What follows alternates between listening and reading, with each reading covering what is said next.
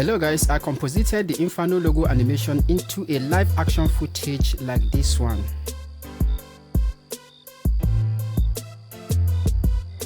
On this section of the tutorial, I'm going to show you how I replace the Premiere Pro footage with an After Effects composition and then continue compositing the Inferno logo animation onto the action footage. In the last session, I showed you how I assembled my footages in a Premiere Pro sequence. You can check the tutorial on the card above to follow up with this. So, are you done watching that? If you are done watching that, now let's continue. Yeah, boy. I recorded these footages in a camera log profile called Cine Style. So I don't know how I can explain this, but a log profile is a flat picture profile that allows you record your camera or your footages as a flat without the true colors, then that allow you flexibility in post so that you can determine how cinematic your color or footages will look like. Oh my God! So the next thing I'm going to do is to first of all correct the colors of these footages. You will find out why as we proceed. Wow. I'm going to use the Lumetri color to do a quick color correction on this footage. So if you cannot see the Lumetri panel on the right side of your screen, you can go to Window and then enable Lumetri color right here. Nice. First, let's use the basic correction, the basic color correction tab. Click it right here. I'm going to first of all convert this to Rec 709 colors. That way it is going to bring back the true color it should be if I had recorded in a default camera setting. Now I'm going to go into the input lot right here and then browse to bring in the Rec 709 converter lot. I use Canon Cine Like, so I'm going to select this to convert my footage to Rec 709. Then I hit open.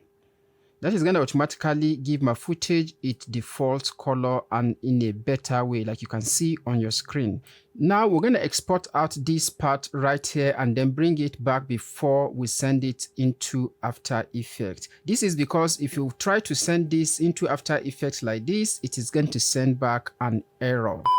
So to prevent that error, we need to export this video out and then bring it back again into Premiere Pro before we send it to After Effects. But if we want to export all of this now, it is going to take time and it is not necessary. So to export only this segment of the sequence, we're going to make sure we move our time indicator to the beginning right here. We need to set the in and out of where we want to render out. Then you hit I to set the in.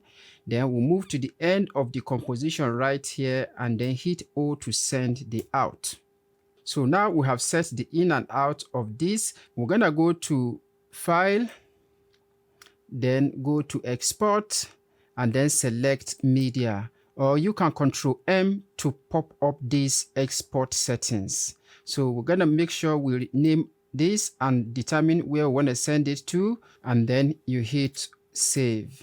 So every other thing here, we're going to leave it and then set use maximum quality and then use previews. So the next thing I'm going to do to make things easy is to check this import into project. This is going to allow Premiere Pro to bring it back into project without us going to manually bring it in. That is a whole lot of time saver.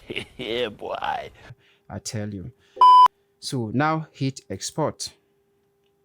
On our project manager window, we can see our footage right here.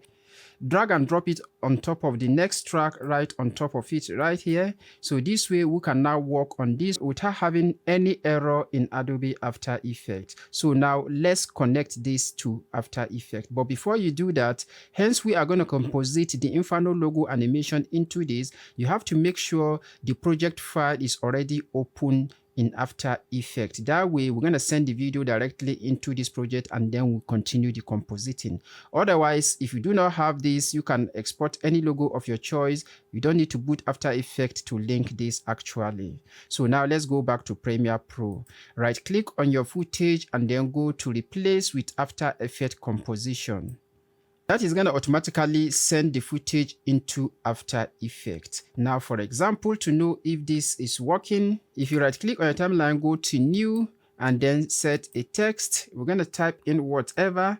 We have to save this first. Then if you go back into Premiere Pro, you will see that it has updated. Beautiful. Now let's continue compositing in Adobe After Effects. Let's get rid of this text because we do not need it. So I already have my logo animated, the Inferno logo animation right here. To see how I created this animation, you can follow the card above and also download the project file to follow up with these tutorials. So now I'm going to go back to the footage we just sent into After Effects. I'm going to drag and drop this Inferno composition into the timeline right on top of our footage. So if you scrub through now, you're going to see the logo animating on top of the footage, but it doesn't follow our camera movement. That is where the work really starts. What? So usually we can use 3D camera tracker to get data from this camera movement, but in this case, I have less information on the background, so 3D camera tracker is gonna fail automatically. As you can see right here on the screen, the error said unable to solve the camera. So because there's no enough detail behind, it will not be able to solve the camera movement. But if your video has details, you can use a 3D camera tracker. So now let's get creative. So what I'm going to do now is to first of all try to move this logo composition until I see the fire and inferno start coming in right from this spot, which is okay. Then I'm going to hit S on the keyboard to reduce the scale to about 80. That way I'll have more room to move it on the y-axis because this is actually not tracked. So I'm going to rely on my physical vision to align this camera movement with the logo animation. Like you can see here, she was looking all the way up to this point. So what I'm going to do from here is to go here, then set a keyframe for the position. I'm going to go here, set a keyframe for the position right here. Then I'll go forward in time and set another keyframe right here for the position as well. So I'm going to do the same thing for the footage, because if you take a look at this, the character in the picture is looking all the way up, so the logo should go far above the cap. So I'm going to hit P for the real footage right here and set a keyframe for that as well. I'm going to go back to 0 right here and set a keyframe. So let's move things around now that we have where we need to animate the logo. Yes, so on 0, we can select the logo holder composition now and then move it a bit below, like it is coming from inside the bowl. So we're gonna move back to this point right here. So we're gonna move this one a bit down. That is the main footage right here. We're gonna move it a bit down so that it can go a bit forward on the y-axis like this. So if you play back now, we're gonna have this. Beautiful. But if you take a look at this, there is one problem right here, which is the top. We have moved the footage on the y-axis. So what we're going to do is to right click on the timeline, go to new, and then create a new solid layer. We're going to pick our color from this color right here that is very close. Then we're going to go make comp size. Then we can name this BG. So in case if we have more elements, this is going to be easy to identify. Yes, identification is important. It's very, very important when compositing such effects. So hit OK. Now we're going to move this right below the footage. So if we preview now, you can see that this is what we're going to have. This is actually easy because the 3D camera tracker did not work. Doesn't mean our sense of reasoning or creativity is not going to work. Yes, use your creativity when there is no tools. Yes. All right. Now, at this point, we can see that the characters start coming back up, meaning we're going to start creating another keyframe right here.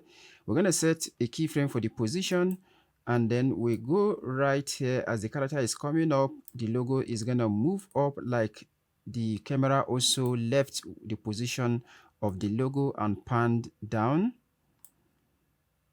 So we're going to move it right outside our preview window. Another thing I can do right here is to add an opacity. So I'm going to hold down the shift key, then hit T so that I can see the opacity while the position keyframes are still visible. So I'll set a keyframe, then move this keyframe a bit backward, not to exactly where I have, just at the midpoint right here, and then set opacity now to 0. That is going to help us make this move accordingly with the camera movement without necessarily tracking the footage, because there's no much data to work with. You see that? Beautiful. So now that we have this done, very simple, then we can go back inside Premiere Pro to see the result. So now in Premiere Pro, you can see everything has updated like what we did in After Effects. The effect coming out from the bowl and then disappearing upward when the camera is panning. So you see, in every situation you find yourself, do not panic because you cannot track because of less data. So you can use your creativity to achieve what you want. You can see in this case, it even came out directly behind the bowl right here at the bottom. So all we need to do now is to go back into After Effects and use masking tool to mask that out so that it will look like it is coming out from inside. If you take a look at the bottom right here, you can see the light just coming out behind. So that is not realistic. So we're going to go into After Effects and get that fixed now. If you take a look at this now right here, that is true also in After Effects. You can see the fire right here starting from behind. So we want it to come right from inside. So you can see it came from behind. So what we're going to do now is to basically create a masking that will mask this out. So we're going to pick our pen tool right here from the top and make sure the layer is selected. Then we're going to gradually create a shape layer that will look like the boil right here.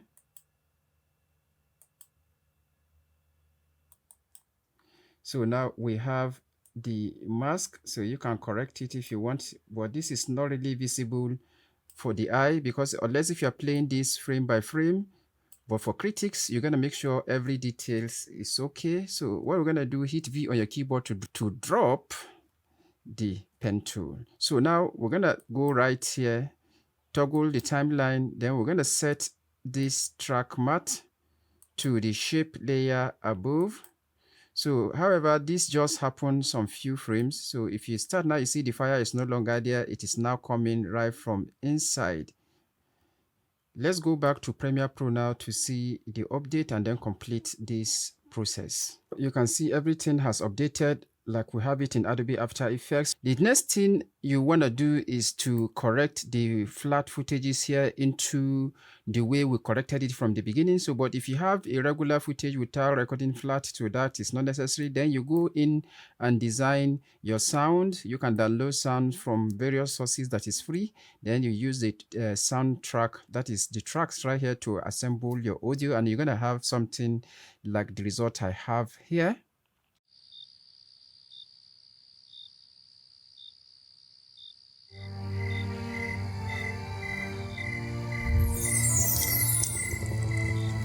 Remember, this is only a guide. You can do better.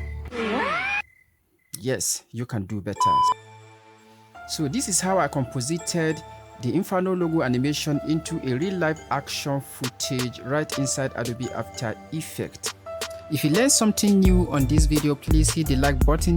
That will enable the algorithm to suggest this to more people. If you have any question, please feel free to ask me in the comment section and I'll reply to all questions as quick as I can. If you haven't subscribed to my channel yet, please subscribe to my YouTube channel. So in whatever way you are able to support me, I highly appreciate you. So until I see you again on the next one, my name is SSB Otaru from MotionDigit Studios.